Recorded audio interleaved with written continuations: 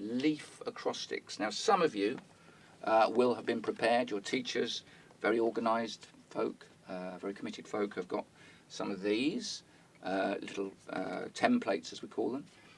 If you haven't, and you've got a sheet of A4 paper, you can draw a leaf out and do it. And what we're going to do is write the word leaf down the side. And what I want you to do is to write a word or a sentence. I mean, you might do it long ways if you're going to do a sentence using the word leaf. I won't tell you any of my ones yet, but at the end maybe we'll share a few of those because I want to hear yours. I'll play a little bit of music about creating leaves. Have you got your pen? Some of you may be wondering what this instrument's called. It's called Steve.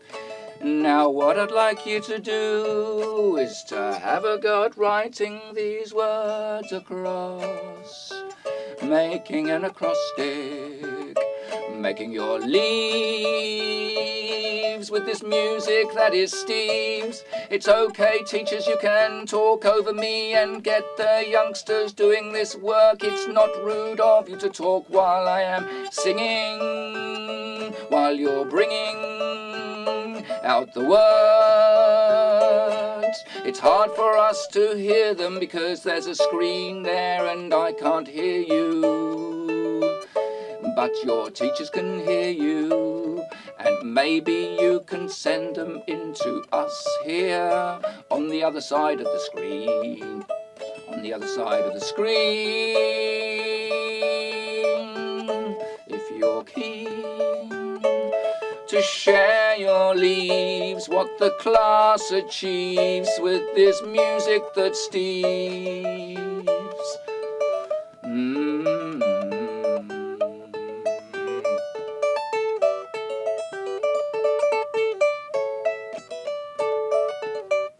Let's rock.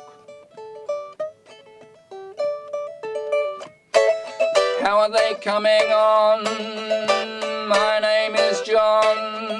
What have I got? I've got my glasses on my face. I've not got my glasses in my glasses case. How are you getting on with those leaves that you're making come out with those things at the ends of your sleeves? Oh, you can draw some veins on if you want to. Ooh, ooh, ooh.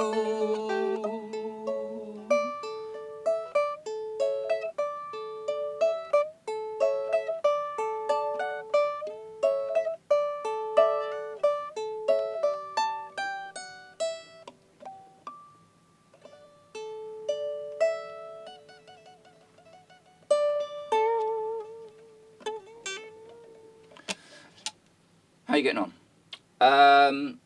When I was in Grafton School earlier today, which is in Holloway, I asked some of the youngsters to write some of their leaf acrostics, and I asked if anybody had any other languages, this being World Poetry Day, in the class.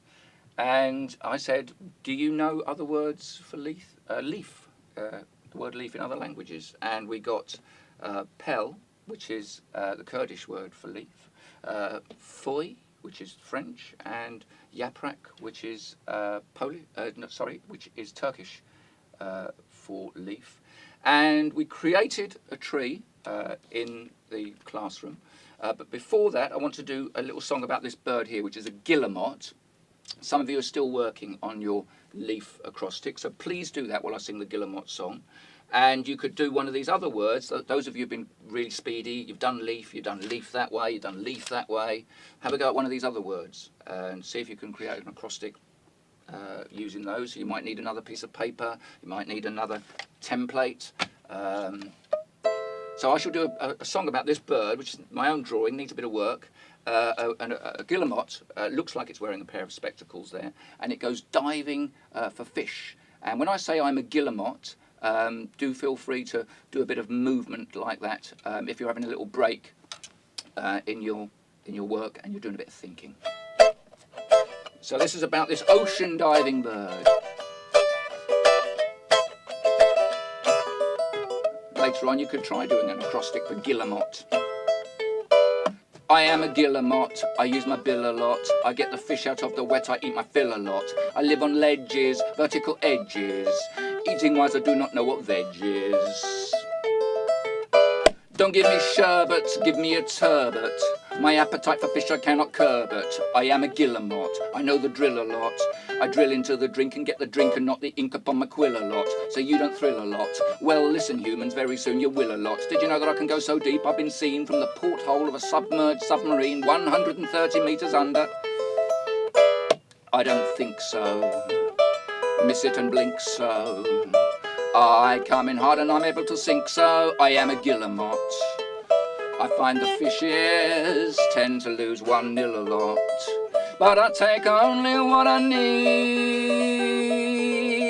I'm not a greedy bird. I am sustainable, self-restrainable. I don't do nesting when I am resting. I can sleep while I am standing on one leg, and so it doesn't roll off when I stretch my wings or stroll off. I've got an egg that is conical and eccentrically weighted, so it don't fall off the edge of the cliff face. I am a guillemot. I am homeless, but I'm not gormless. I can go so quick it's almost like I'm formless. I am a guillemot. I do my specky recce from my rocky windowsill a lot. I am a guillemot. Am I not? Now, we're going to move on. I know some of you haven't finished yet. I know some of you have hardly even started your work. But we are going to move on because we need to have the bottom half of the tree. What I'm going to do is I'm going to do a song before we move into the bottom half, because I know some of you are thinking, I really want to have a go at these leaves. So let's stay with our leaves, but I'll do a song that's going to bring us into the bottom half of the tree. And this is a song that's about a dog that keeps on making unpleasant smells. It's called Max Likes to Be With People, but people don't like to be with Max because he's continually making unpleasant smells. And it goes like this. Have we had anybody sent in anything yet? Nobody's sent in anything yet.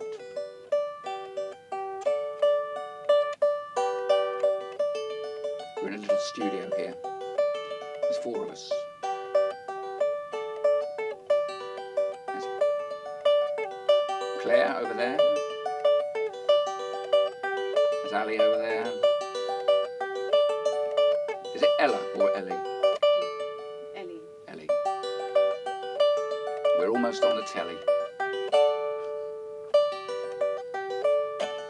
Max is a dog with a problem, the sort of problem it's a job to ignore. The first time they all thought it was funny, but not anymore. Picture the scene, this home-loving hound is sleeping by the fire with the family round. He wakes up and makes a little sound. Little Albert gets it first because he's nearest to the ground.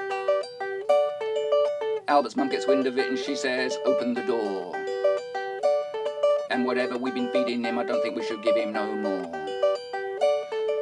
Max does another one like old Kippers, or wakes up Daddy in his fireside slippers. Daddy wakes up and says, open the door. Albert says, it's open, Dad, I did it when he did it before.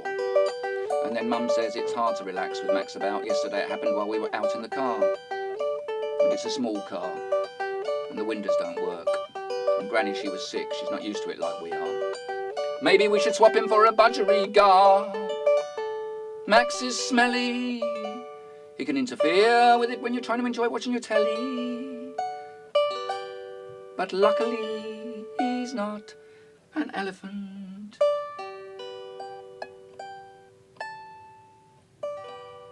At which point, we move on to dogs and elephants. I'm going to take this piece down and show you part of the poetry that we made this morning in Grafton School in Holloway, Seven Sisters Roadway.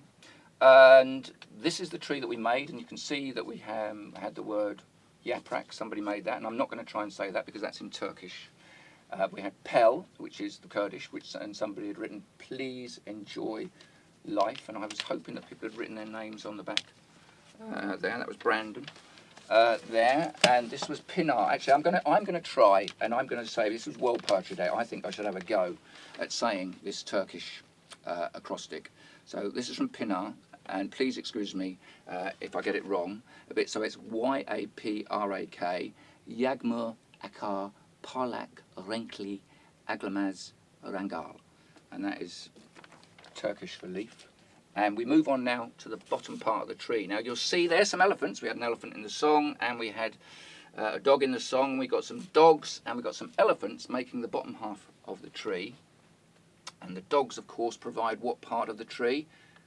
What do they provide, the dogs? They provide the that's it. They provide the bark. And then, of course, the elephants are the trunk of the tree there. So we've got the bark and the trunk making the tree. And if you've got a piece of grey paper, maybe about, I reckon about this, maybe about that sort of size. But if you've got a piece of ordinary paper, you can do it and maybe shade it in a bit later on, like we did here. And I want you to create an elephant, and then using the word elephant, we're going to do another acrostic, but this time we're not going to do a sentence.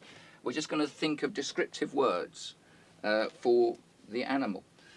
So draw your elephant, draw your dog. Make a choice, actually. What do you want to do? Do you want to do a dog or an elephant?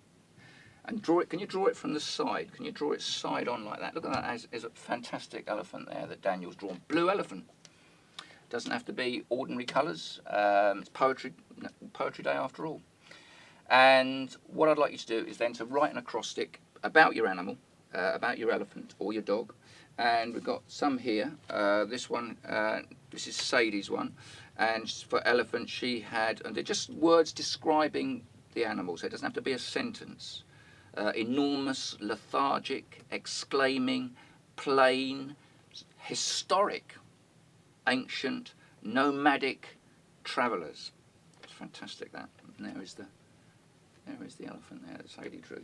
And dog, here we go, a dog from Fahad, and he drew 3 dogs there, value for money, and DOG, digging out goods. So Fahad did do a sentence there. So get on with those. You'll need another piece of paper, and you'll need pen again, and you'll need your mind again, and you'll need the things that wiggle around at the end of your sleeves, and I'll make a bit more of Steve's music for you while you're doing that. Have we got has something come through? Something's come through, something's come through. From St. Mary's Reddish School, they're busy thinking of acrostic poems. They haven't thought of any yet, I don't think. And we got a message from Sam Collins at St. James C of E Primary. Oh, he's given us a leaf acrostic, L-E-A-F, and Sam's goes, leaves eventually fall. Yeah. Leaves eventually fall. When the tree is short or tall, it doesn't matter. Leaves eventually fall. Thank you, Sam. I am happy to receive your little verse. Leaves eventually all fall.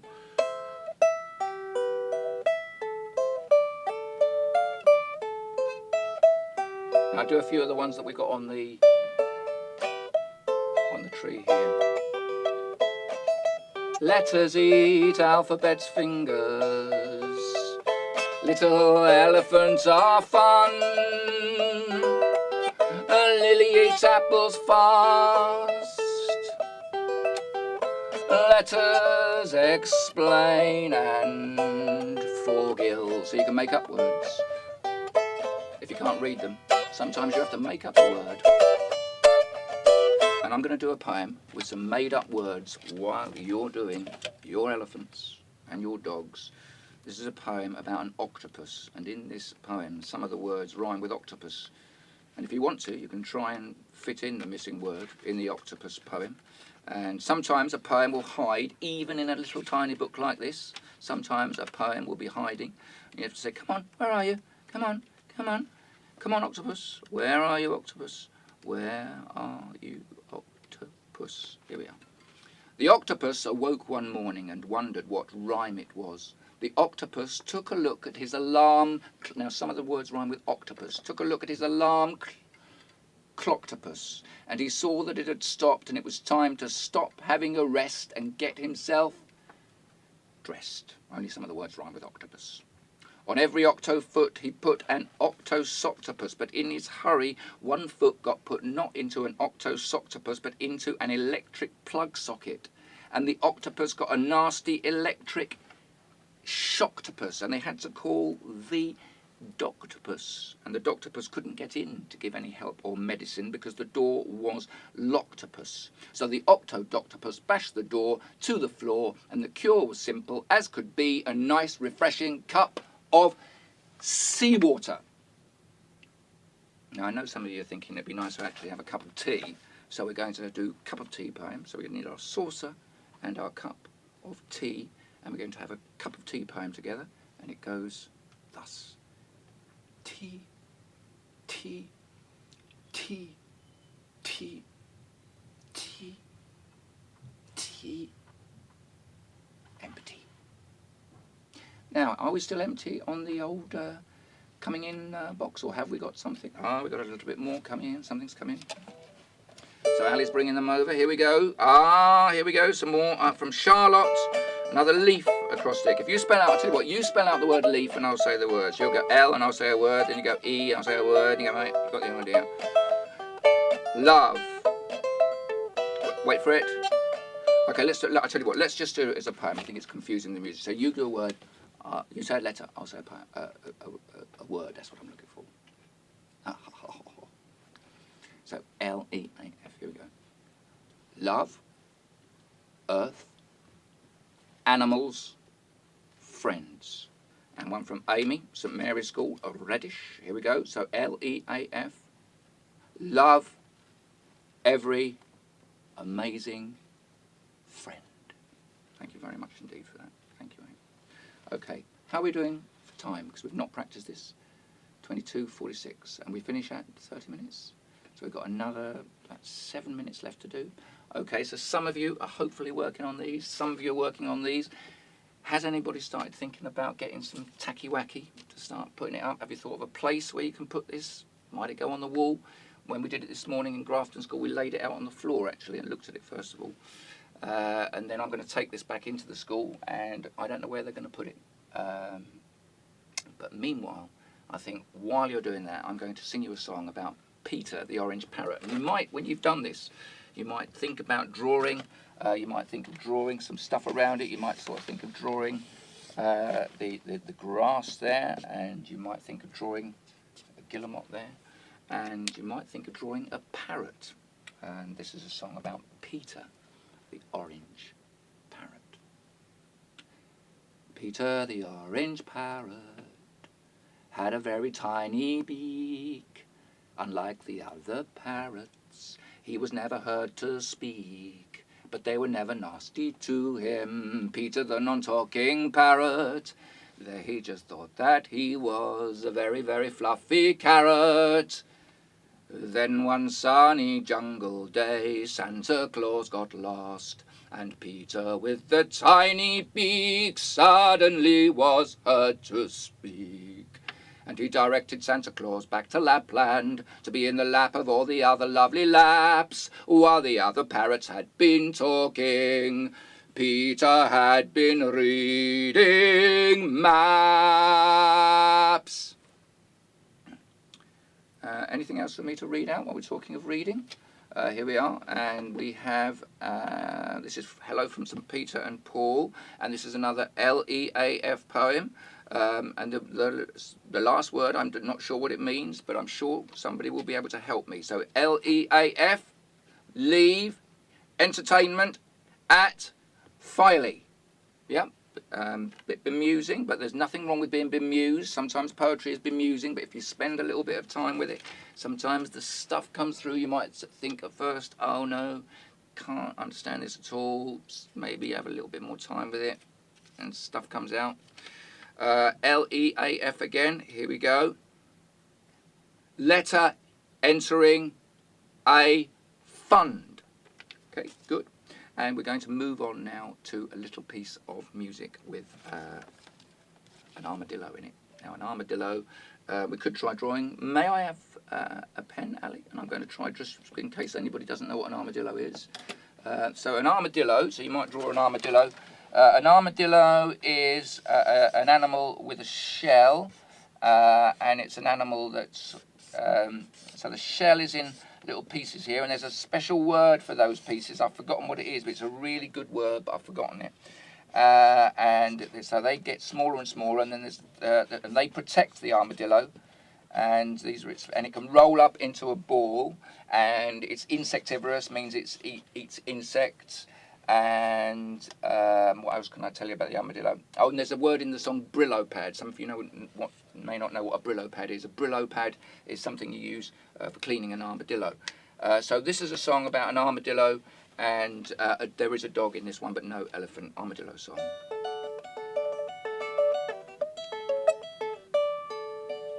My mummy, she bought me an armadillo. I kissed him and I kept him under my pillow, and I cleaned him with a Brillo pad.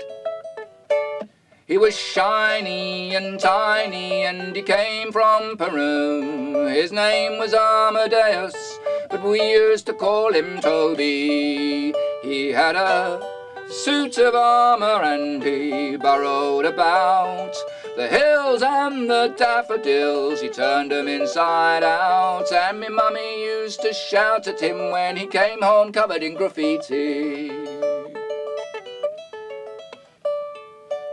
He was an insectivorous creature, the teacher used to say, and the dog next door, the carnivore, would sometimes come and play. We had races and chases down by the riverside, and sometimes we'd go swimming, and sometimes we wouldn't. And he had ants and beetles for dinner every day. Them creepy crawlies, he could put 'em away. And he did his indoor doings in his indoor doings tray. But one day in the winter, when the willow tree was bare, I looked under my pillow, there was no armadillo there. So I ran downstairs and I said to my mummy, mummy, mummy, mummy, mummy, mummy, mummy, mummy, mummy, mummy, mummy, oh, mummy, mummy, mummy, mummy, mummy. Where's he gone? She was having a game of rummy, and she looked up and she said, John, go and put some clothing on, you're nearly 24.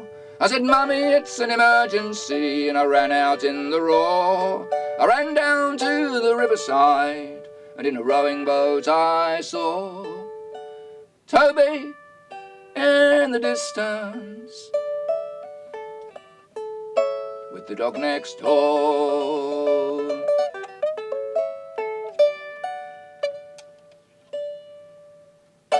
I think something has come. We have got, last one, dog. This is a dog one, from Winter Young at St James's Primary. So if you can spell out D-O-G, it's going to be the last one today. So, digging, open, garbage. Here we are. Thank you very much indeed for all those, and I know there's many more to come. I know there's a lot of work going on at this very, very moment, so it's almost time to go. Thank you very much indeed for tuning in. Do send them in. Your teachers will know, and some of you will know. You'll know better than I do how to get them sent in.